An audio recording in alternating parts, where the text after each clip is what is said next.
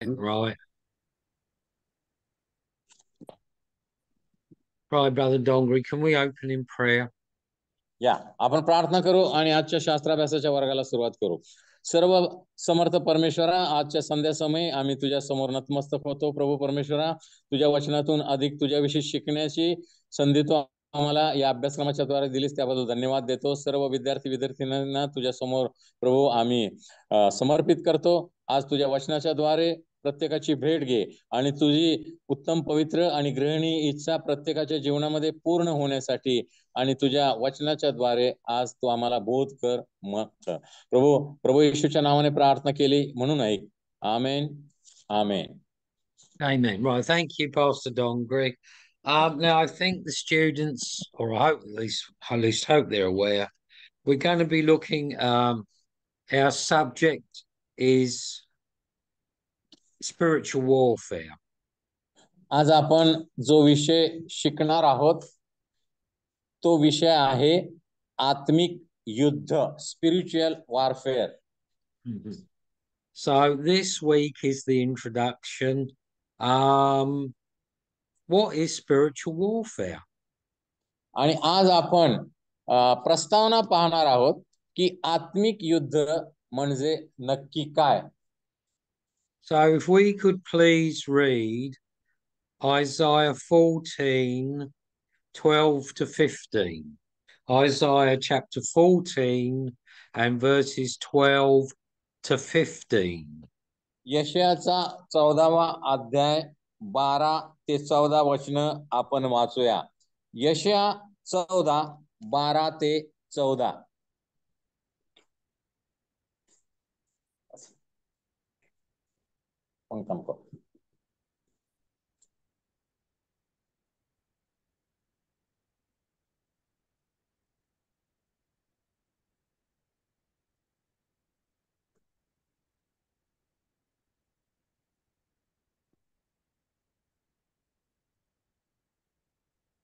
Shall I read?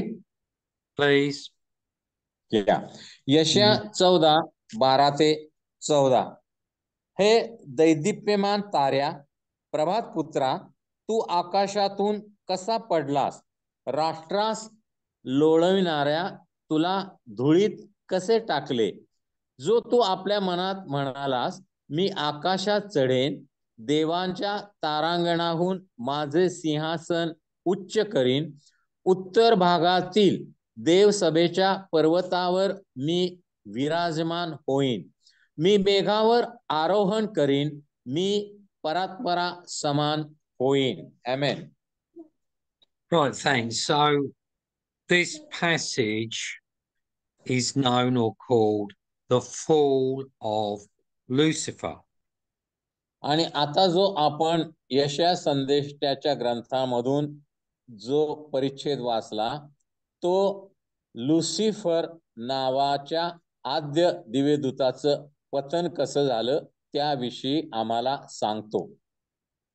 So verse 12 says, O Lucifer, son of the morning.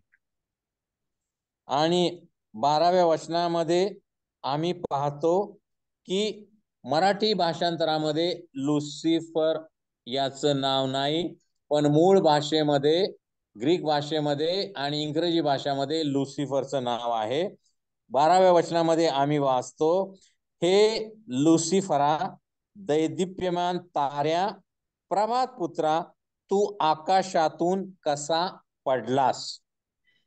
Correct. Thanks. So in the original, I think you probably mentioned this, in the original, Lucifer means day star.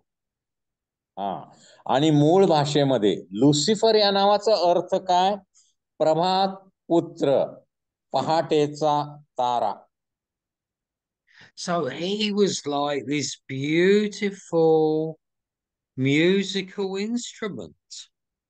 आणि आम्ही पवित्र शास्त्रामध्ये वाचतो, हा जो Lucifer नावाचा आद्य दिव्यदूत परमेश्वराने बनवला होता, त्याच्या सर्व अंगामध्ये वाद्य बसवलेली होती आणि तो पंखाने उडताना ती सगळी वाद्य एकत्रित वाजून एक स्वरमाला निर्माण व्हायची, संगीत निर्माण व्हायचं. Yeah. So in verse 13 says, you've said in your heart. This is what Lucifer was saying in his heart. आणि 13व्या वचनामध्ये आम्ही पाहतो की लुसिफर जो तो आपल्या मनात म्हणालास. The key in verses 13 and 14 is the phrase, I will. आणि 12व्या आणि 13व्या वचनामध्ये 14व्या वचनामध्ये महत्वाचा शब्द त्या ठिकाणी कोणता आहे तर मी करेन, मी होईन. I will ascend into heaven. I will exalt my throne above the stars of God. I will also sit on the mount of the congregation. आणि मी आकाशात चढेन, मी देवसभेच्या पर्वतावर विराजमान होईन, मी परात्परा समान होईन. Gotcha. Verse 14, I will ascend above the heights of the clouds. 14व्या वचनामध्ये मी मेघावर आरोहण करीन, मी परात्परा समान होईन. Gotcha. I will be like the Most High.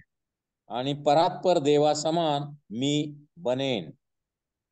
And as brother Pastor shared that key phrase, how is it in Marathi? Me, I will is me. मी बनेन किंवा मी करेन. I means me, I will do means करेन किंवा बनेन. I will correct, be yeah. or I will sit, I will be. 5 times. या 5 वेळा या ठिकाणी मी हा शब्द आम्हाला आढळतो. That is, he committed the sin of pride.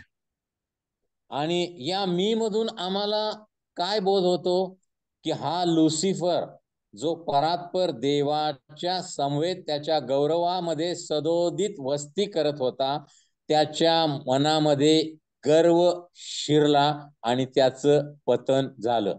Amen. Acha, as it says in the book of Proverbs, pride becomes before a fall, or some versions say pride becomes before destruction. आणि नीतिसूत्राच्या ग्रंथामध्ये आम्ही वाचतो की नाश होण्यापूर्वी एका व्यक्तीच्या अंतःकरणामध्ये गर्व येतो. आधी गर्व आणि मग नाश असं देवाचं वचन आम्हाला सांगतं. And as we've seen, when Lucifer became proud, he was pride, he fell. आणि लुसिफरच्या बाबतीमध्ये तेच झालं. त्याच्या मनामध्ये अंतःकरणामध्ये गर्व शिरला आणि मग त्याचं पतन झालं. This is why this passage is called the fall of Lucifer. आणि म्हणून जो परिच्छेद आपण यशया संदेशाच्या 14व्या अध्यायामधून आता वाचला, त्याला लुसिफरचं पतन असा म्हटला आहे किंवा असं नाव आहे. I will be like the Most High. He's saying he आणि wants me to be on the same level as God. 14व्या वचनामध्ये तो काय म्हणतो, मी परात्परा समान होईल. म्हणजे लुसिफर या दिव्यदूताला देवासारखं बनायचं आहे किंवा देवाची जागा घ्यायची आहे. So he wanted he wanted to go from being a beautiful instrument of worship to being on the same level as God. आणि जणू काय या दिव्यदूताला आराधनेचा पुढारी बनण्याचं सोडून तो आता देवाच्या खुर्चीवर बसण्याची आशा आहे. Gotcha. So this is when the pride came into him and he fell and he from Lucifer, he went to being what we call, I think in Marathi and Hindi, it's like Satan or सैतान, Shaitan. या Acha. सैतान, correct. Yeah. आणि म्हणून Lucifer हा कोण होता? आद्य देवदूत होता. आणि त्याची सेवा स्वर्गामध्ये काम काय होतं? देवाच्या सानिध्य राहून त्याची आराधना करणं. पण आता या देवाच्या समवेत असणाऱ्या दिव्य दूताचं, लुसिफरचं पतन, Verse 15. तो सैतान बनला. आमेन. Acha, verse 15. You shall be brought down to Sheol, to the lowest depths of the pit. 15व वचन, त्या तुला अधोलोकात गर्तेच्या अधोभागात टाकिले आहे. I don't know how it is in the Marathi version. Sheol Yeah. means like hell or या आणि lower अधोलोक places. म्हणजे जणू काय नरक. Yes. So that's when he fell and went from heavenly realm to Sheol, or what we now call hell. आणि म्हणून स्वर्गातून या Lucifer नावाच्या दिव्यदूताचं पतन झालं आणि त्याला अधोलोकात म्हणजे जणू काय नरकामध्ये टाकण्यात आलं. Right, Pastor Dongri, please turn with me and the students to the book of Jude. It's only one chapter just before the Revelation. या आता आपण यहुदाचं पुस्तक प्रगटीकरणाच्या आधी शेवटचं पत्र, एकच अध्याय आहे, यहुदाच्या पत्राकडे जाऊया. Jude, only one chapter, and please read verse 6. यहुदाचं पत्र याचं 6वं वचन आपण वाचूया. आणि ज्या देवदूतांनी आपले अधिकार पद न राखता आपले वसतिस्थान सोडले, त्यास त्याने निरंतरच्या बंधनात निबिड काळोखामध्ये महान दिवसाच्या न्यायाकरिता राखून ठेवले. आमेन. Dhanyavad, yes. So we see that 1/3 of the angels rebelled with Lucifer against God and Jesus, and these are what we nowadays call the demonic powers or demons. आणि आम्हाला माहित आहे, ज्या वेळेला हा आद्य दिव्यदूत लुसिफर स्वर्गामधून ज्या वेळेला त्याचं पतन झालं, देवानं त्याला स्वर्गामधून खाली टाकलं, त्यावेळेला त्याला पाठिंबा देणारे 1/3 स्वर्गातील जे देवदूत होते त्यांना देखील देवाने खाली टाकलं आणि ते देखील निबिड अंधारामध्ये, काळोखामध्ये न्यायासारखी त्यांना बांधून ठेवण्यात आलेलं आहे. त्यांनाच आम्ही पृथ्वीवर दुरात्मे, अशुद्ध आत्मे म्हणून संबोधतो. आमेन. Gotcha. So here we're seeing from Isaiah and Jude that there is war in the heavenly realm, what we call spiritual warfare.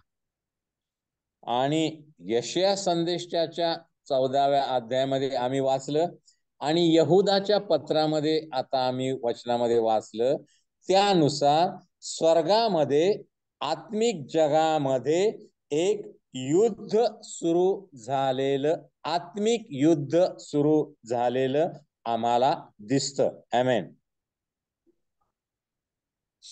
Not only in the heavenly realm, but the spiritual warfare is also fought here on planet Earth. आणि फक्त स्वर्गामध्येच हे आत्मिक युद्ध सुरू झालेलं नाही, तर हे आत्मिक युद्ध पृथ्वीमध्ये देखील येऊन पोहोचलेलं आहे. So the war, spiritual war, is fought against Lucifer, and the powers of darkness are fighting you and me, the born again, Holy Spirit filled believers. हा, आणि मग लुसिफर आचा जो दिव्य दूताचा सैतान बनलेला आहे आणि त्याला पाठिंबा देणारे जे देवदूत त्यांचं जे पतन झालं, हे जे दुरात्मे आहेत, म्हणजे सैतान आणि त्याचे दुरात्मे आता देव, प्रभू येशू ख्रिस्त आणि पवित्र आत्मा यांच्या विरोधात युद्धामध्ये उभे ठाकलेले आहेत. आमेन. So Lucifer knows he can't directly attack Jesus, so he indirectly attacks Jesus through you and myself, the born again, Holy Spirit filled believers of Jesus. आता लुसिफर जो सैतान बनलेला आहे, त्याला प्रत्यक्ष तो येशू बरोबर किंवा सर्वसमर्थ देव पित्याबरोबर तो लढू शकत नाही, त्याच्याकडे तेवढं सामर्थ्य नाही, अधिकार नाही. मग तो काय करतो की जे देवाचे लोक आहेत, देवाचे पुत्र आणि कन्या आहेत, देवाचे लेकरं आहेत, म्हणजे जे नवीन जन्म पावलेले विश्वासणारे जे तुम्ही आणि आम्ही आहोत, त्या देवाच्या लेकरांच्या विरोधात त्यानं आघाडी उघडलेली आहे किंवा तो लढत आहे. आमेन. Amen. That is, he has declared war against the church of Jesus Christ, which consists of you and myself as believers. आणि म्हणून प्रत्यक्ष देव पित्याबरोबर, येशू बरोबर लढण्याचं सामर्थ्य आणि धाडस नसल्यामुळे सैतान आणि त्याचे सर्व पाठीराखे दुरात्मे आता प्रभू येशूची जी मंडळी आहे, म्हणजे जगभरामधले सगळे जे विश्वासणारे आहेत, ज्यामध्ये तुम्ही आणि आम्ही देखील आहोत, त्यांच्या बरोबर लढण्यासाठी सिद्ध झालेले आहेत. So, please turn with me. Please turn with me to Ephesians chapter 6 and Ephesians 6, and please read verses 10 to 17. नव्या करारामध्ये आता इफिसकराचं पत्र याचा 6वा अध्याय आणि 10 to 10 until verse 17. 18. The prayer is Oh, there. well, 18. you can read 18. Yeah, sure. I was going to आणि say 17, इफिसकराचं but पत्र 18 is fine. Yeah. याचा 6वा अध्याय 10 ते 18 वचन आपण वाचून पाहूया. इफिस 6, 10 ते 18. ख्रिस्ती मनुष्याची शस्त्र सामुग्री. शेवटी प्रभूमध्ये व त्याच्या प्रभावी सामर्थ्याने बलवान होत जा. सैतानाच्या डावपेचा पुढे तुम्हाला टिकाव धरता यावा म्हणून देवाची शस्त्र सामग्री धारण करा. कारण आपले झगडणे रक्त मांसाबरोबर नव्हे, तर सत्तांबरोबर, अधिकाऱ्याबरोबर, सध्याच्या काळोखातील जगाच्या अधिपतींबरोबर, आकाशातल्या दुरात्म्याबरोबर आहे. या कारणास्तव तुम्हाला वाईट दिवसात प्रतिकार करता यावा व सर्व काही केल्यावर टिकाव धरता यावा म्हणून देवाची शस्त्र सामग्री घ्या. तर मग आपली कंबर सत्याने कसा, नीतिमत्वाचे उरस्त्राण धारण करा. शांतीच्या सुवार्तेने लाभलेली सिद्धता पायी चढवा आणि या सर्वांबरोबरच जिच्या योगे त्या दुष्टाचे सगळे जळते बाण तुम्हाला विझवता येतील, ती विश्वासाची ढाल हाती घ्या व उभे राहा. तारणाचे शिरस्त्राण व आत्म्याची तरवार म्हणजे देवाचे वचन ही घ्या. सर्व प्रकारची प्रार्थना व विनवणी करा. सर्व प्रसंगी आत्म्याच्या प्रेरणेने प्रार्थना करा आणि ह्या कामी पूर्ण तत्परतेने व सर्व पवित्र जनांसाठी विनवणी करीत जागृत राहा. Amen. Right, thanks. Great. So we see in verse 11, Paul is saying, put on, like our clothing, put on the whole or complete armor of God.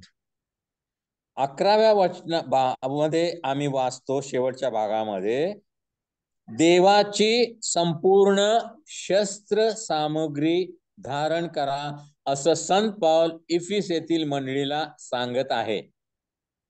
It's like an army, like the Indian army. You don't just send the soldiers into battle.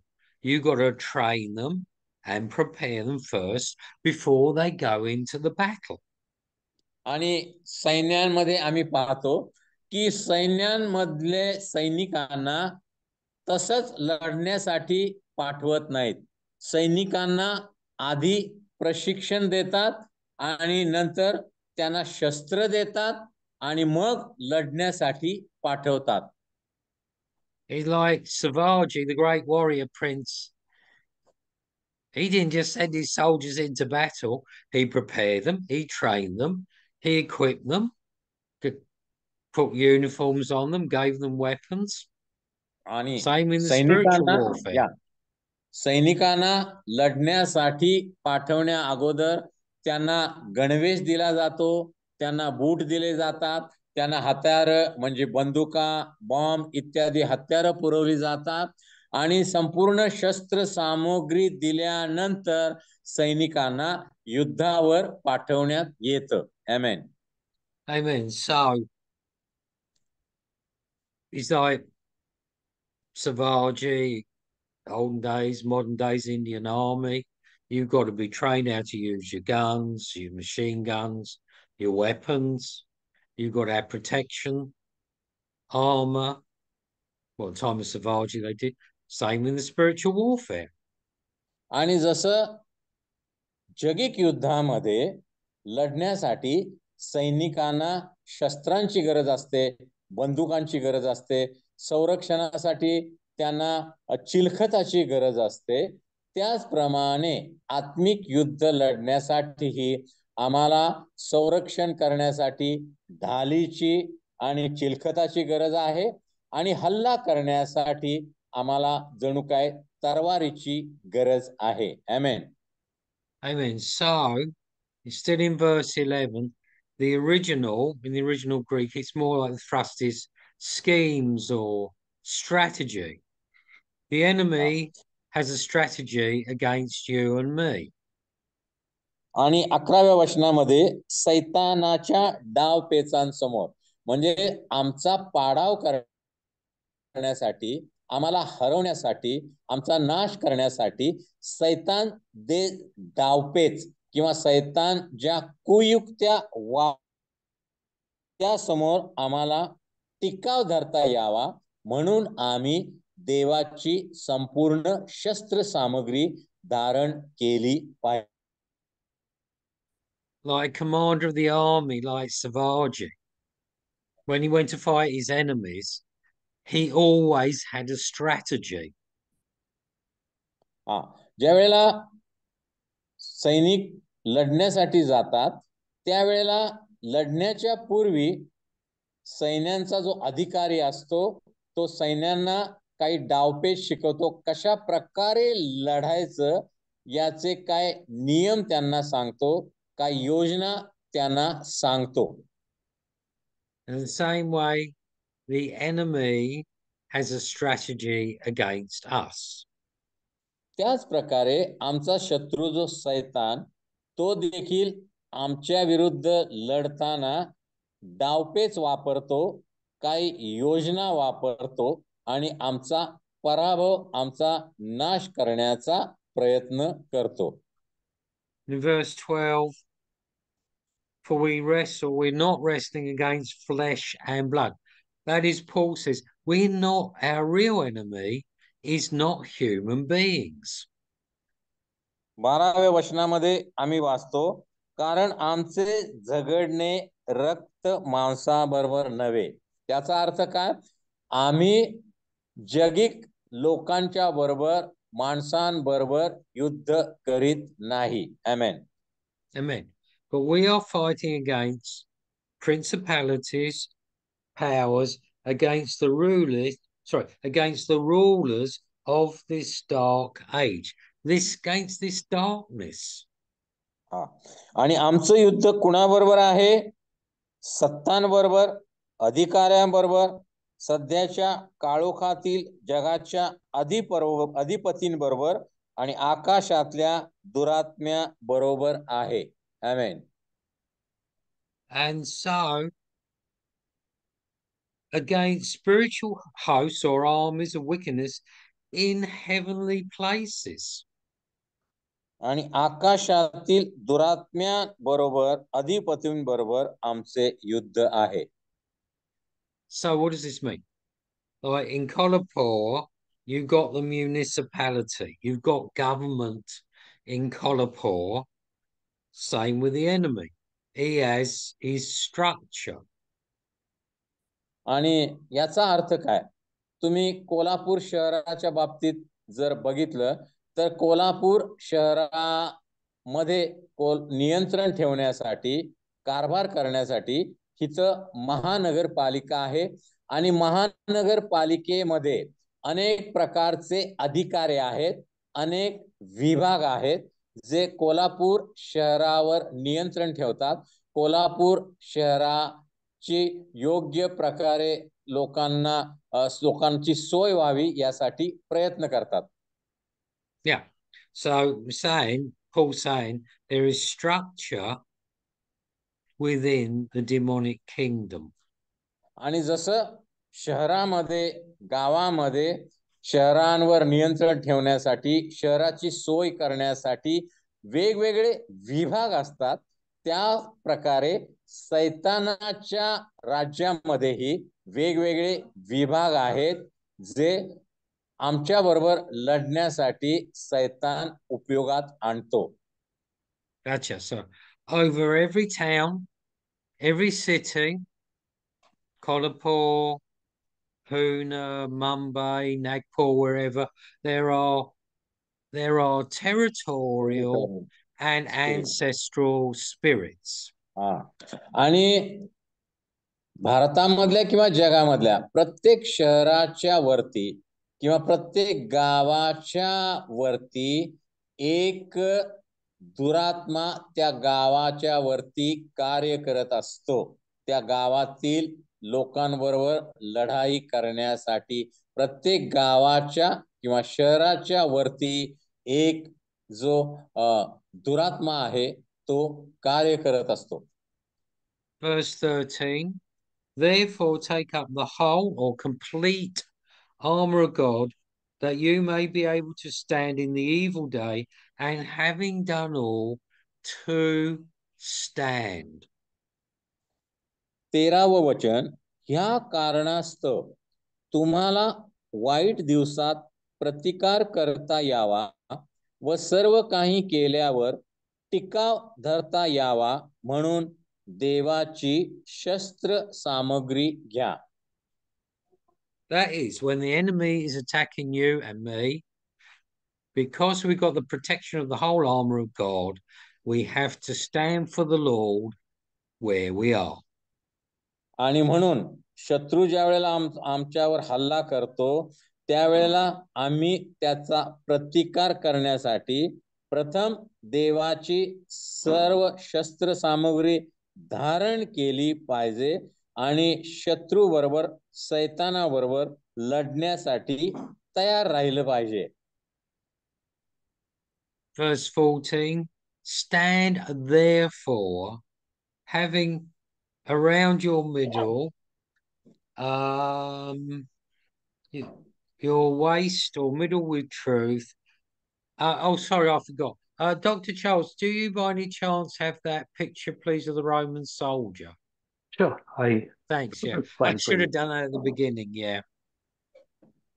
Then the students, let's just tell the students, Pastor Dongri, that Ephesians 6 is Paul modeled it on the Roman soldier. आता संत पावलाने आत्मिक युद्धासंबंधी इपिस्कराच्या 6व्या अध्यायामध्ये जे वर्णन केलंय, आम्ही जे वाचलं ते वर्णन एक रोमी सैनिक समोर ठेवून तो करतो आहे. रोमी सैनिकाकडे काय असतं? त्याच्या हातामध्ये तलवार असते एका हातामध्ये, दुसऱ्या हातामध्ये ढाल असते, त्याच्या पायामध्ये बूट असतात, त्याच्या कमरेला बंद असतो आणि त्याच्या छातीवर चिलखत असतं, त्याच्या डोक्यावर पितळेचं किंवा शिरस्त्राण असं. आणि रोमी सैनिक समोर ठेवून संत पाऊल ही आत्मिक शस्त्र सामुग्री आम्ही कशा प्रकारे धारण करायची आहे हे आम्हाला इफिस्कराच्या 6व्या अध्यायामधून दाखवून देत आहे. आमेन. Amen. Because this was the time of the Roman occupation of Israel, and everybody in Israel knew what a Roman soldier looked like. आणि इफिस्कराचं पत्र ज्या वेळेला संत पावनाने लिहिलं त्यावेळेला रोमी साम्राज्य त्या ठिकाणी राज्य करत होतं आणि सर्व लोकांना माहिती होती, कल्पना होती की रोमन शिपाई कशा प्रकारे दिसतो, रोमन शिपाई युद्धावर जाताना कशा प्रकारे शस्त्र सामुग्री धारण करतो. Right, thank you, Dr. Charles. So we see there that in the top right, the Roman soldier and the different parts of his armor, which Paul's describing in Ephesians 6. आणि इफिस्कराच्या 6व्या अध्यायामध्ये रोमी शिपाई किंवा सैनिक कशा प्रकारे शस्त्र सामग्री धारण करतो, या चित्रामध्ये देखील शिपायानं कशा प्रकारे शस्त्र सामग्री धारण केलेली आहे ते तुम्हाला दिसत आहे. त्यामध्ये शिरस्त्राण आहे, उरस्त्राण आहे, हातामध्ये ढाल आहे, काहींच्या हातामध्ये तलवार आहे, काहींच्या हातामध्ये भाला आहे आणि पायामध्ये त्यांच्या बूट आहेत. आणि अशा प्रकारे लढण्यासाठी सर्व शस्त्र सामग्री धारण करून हा शिपाई तयार आहे. Thank you, Dr. Charles. And this is what we described. Okay, Pastor, back to where are we? Oh, it was verse 14, yes. So around our middle is truth. 14व्या वचनामध्ये आम्ही पाहतो, तर मग आपली कंबर सत्याने कसा. The Bible is truth. पवित्र शास्त्र देवाचं वचन हे सत्य आहे. And Jesus is the truth. आणि प्रभू येशू म्हणाला, मार्ग सत्य व जीवन मीच आहे. And still in verse 14, the breastplate or chest region is righteousness. 14व्या वचनामध्ये पुढे आम्ही वाचतो, नीतिमत्वाचे उरस्त्राण म्हणजे छातीवरचं चिलखत धारण करा. नीतिमत्वाचं चिलखत किंवा उरस्त्राण धारण करा. This is not self-righteousness. हे स्वयं नीतिमत्व नव्हे, आमच्या प्रयत्नांनी मिळालेलं नीतिमत्व नव्हे. आमेन. Amen. The New Testament speaks of the righteousness of God in the person of Jesus.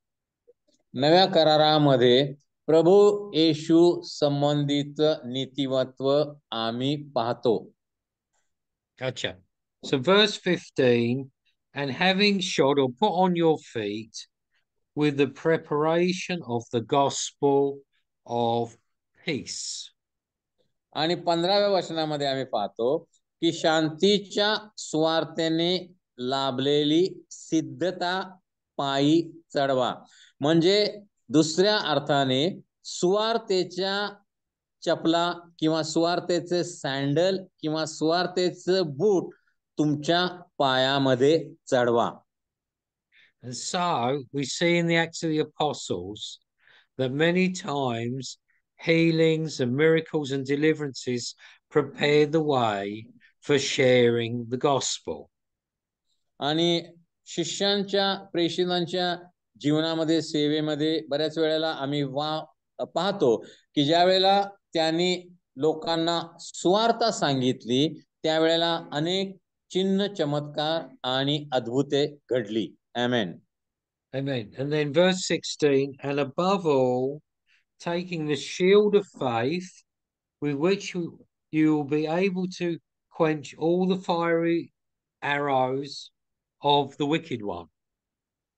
आणि 16व्या वचनामध्ये, आणि ह्या सर्वांबरोबरच जिच्या योगे त्या दुष्टांचे सगळे जळते बाण तुम्हाला विझवता येईल, ती विश्वासाची ढाल हाती घ्या व उभे राहा. So when the enemy is shooting his fiery arrows at you and me, we've got the shield of faith to protect us from that. आणि म्हणून ज्या वेळेला सैतान, शत्रू किंवा दुरात्मे आमच्या वर त्या बाण सोडत असतात, त्यावेळेला आम्ही विश्वासाची ढाल समोर धरून ते जळते बाण अडवले पाहिजेत आणि आम्ही आमच्या स्वतःचं संरक्षण केलं पाहिजे. आमेन. Amen. And finally, verse 17, and take the helmet of salvation and the sword of the Spirit, which is the word of God. आणि 17व्या वचनामध्ये आम्ही वाचतो की तारणाचे शिरस्त्राण व आत्म्याची तरवार म्हणजे देवाचे वचन ही घ्या. The helmet is for protecting the head. In the head is the mind, to protect our minds from the attacks of the enemy. आणि शिरस्त्राण म्हणजे डोक्यावर घालण्याचं हेल्मेट. म्हणून तारणाचं शिरस्त्राण आपल्या डोक्यावर चढवा. आमच्या डोक्यामध्ये काय असतात? मेंदू असतो आणि विचार असतात. म्हणजे सैतानाच्या, शत्रूच्या विचारांपासून आमचा बचाव करण्यासाठी आम्ही तारणाचं शिरस्त्राण किंवा तारणाचं हेल्मेट धारण केलं पाहिजे. आमेन. Amen. And the sword of the Spirit, which is the word of God. आणि मगाशी आम्ही पाहिलं, शत्रूचे जळते बाण विझवण्यासाठी एका हातामध्ये आम्ही विश्वासाची ढाल धरली पाहिजे आणि दुसरा हात जो आमचा मोकळा आहे त्यामध्ये आम्ही देवाचे वचन, ही जी आत्म्याची तलवार आहे, ही धारण केली पाहिजे किंवा धरली पाहिजे. आमेन. Okay, so many believers, they think of defense a lot of the time, but a sword is an attacking weapon. अनेक देवाच्या सेवकांना किंवा विश्वासणाऱ्यांना वाटतं की संपूर्ण शस्त्र सामुग्री बचाव करण्यासाठीच आहे, पण तलवार ही बचाव करण्यासाठी नाही, तर तलवार, आत्म्याची तलवार म्हणजे देवाचं वचन, ही हल्ला करण्यासाठी शत्रूवर वापरली जाते. आमेन.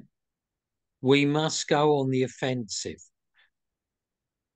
आणि म्हणून आम्ही सैतानाबरोबर आणि त्याच्या दुरात्म्यांबरोबर युद्ध करत असताना देवाच्या वचनाची तलवार घेऊन नेहमी त्याच्यावर हल्ला करण्यासाठी तयार असलं पाहिजे. आमेन. Okay, thanks, Pastor Dongri. So what would I going to ask the students to do? Two things, two assignments. One is to write a short summary of today's class. आता विद्यार्थ्यांसाठी 2 गृहपाठ आहेत. पहिला गृहपाठ म्हणजे आजच्या धड्यामध्ये आम्ही जे शिकलो त्याचा थोडक्यामध्ये सारांश लिहायचा आहे. आजच्या शास्त्राभ्यासाच्या धड्याचा थोडक्यामध्ये सारांश लिहायचा आहे. हा पहिला गृहपाठ आहे. Secondly, short assignment, 1 page, whatever. Please write your own experiences of spiritual warfare. What does spiritual warfare mean to you personally? आणि दुसरा गृहपाठ आहे, तुमच्या अनुभवामध्ये किंवा तुमच्या विचारांच्या द्वारे आत्मिक युद्ध म्हणजे तुम्हाला नक्की काय वाटतं? तुम्हाला स्वतःला आत्मिक युद्ध म्हणजे काय वाटतं? हा दुसरा गृहपाठ आहे. पहिला गृहपाठ आजच्या धड्याचा सारांश तुम्ही लिहायचा आहे. आणि दुसरा गृहपाठ, आत्मिक युद्ध म्हणजे तुम्हा स्वतःला काय वाटतं, तुमची कल्पना काय आहे आत्मिक युद्धासंबंधी, ते तुम्ही थोडक्यामध्ये लिहायचं आहे. आमेन.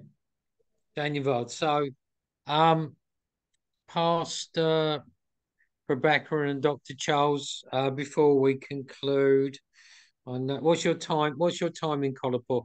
I keep the budget. 5 minutes to 9. 5 minutes remaining. Oh yeah, we're getting late. Yeah, because you had the class before. That's right.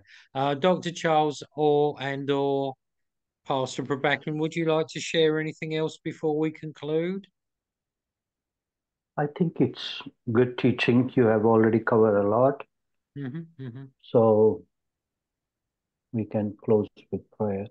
Oh yeah, one other thing for the students. We are going to be teaching as of next week on the strongholds of the enemy.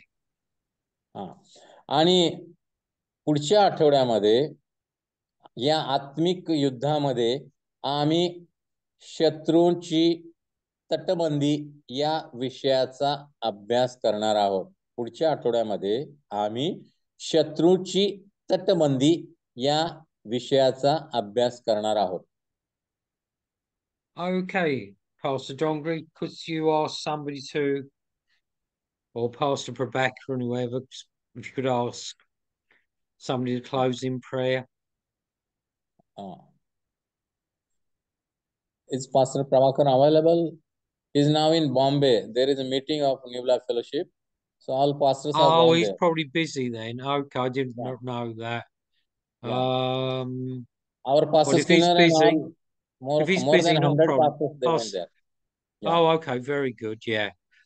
So perhaps you somebody can else pray could. and we'll He's finish, busy. Yeah. conclude. Somebody else could pray in conclusion.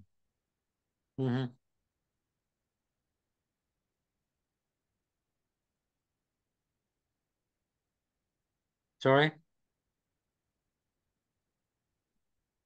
Pastor Dongri, can somebody else pray in conclusion?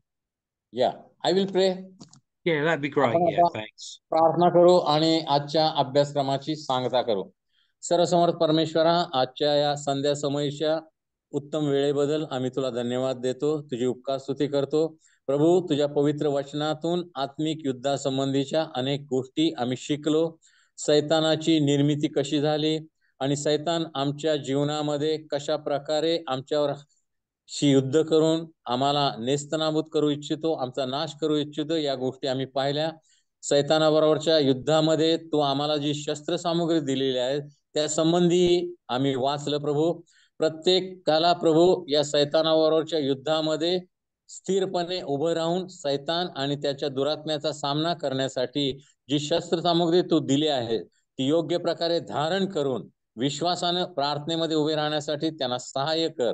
आणि प्रभू, तुझा प्रियपुत्र येशू जसा सैतानावर विजय झाला त्याप्रमाणे सैतानाच्या प्रत्येक कुयुक्तीवर विजय होण्यासाठी प्रत्येक विद्यार्थीनीला तू सहाय्य कर, मदत कर. आजचा शास्त्राभ्यासाचा वर्ग तू आशीर्वादित केला, याबद्दल धन्यवाद देऊन संपूर्ण प्रार्थना प्रभू येशू आमचा तारणारा याच्या नावाने केली म्हणून ऐकत्या. आमेन. आमेन. Amen. God bless you. Thanks. See you Thank next you, week. Pastor. Thank you, Pastor Dongri. God bless you. Good night and see you next week. सर्व विद्यार्थ्यांना पुढील आठवड्यासारखी शुभेच्छा. पुढच्या आठवड्यामध्ये आपण परत भेटूया पुढच्या अभ्यासक्रमासाठी. Thank you and God bless you. Good night. Bye bye.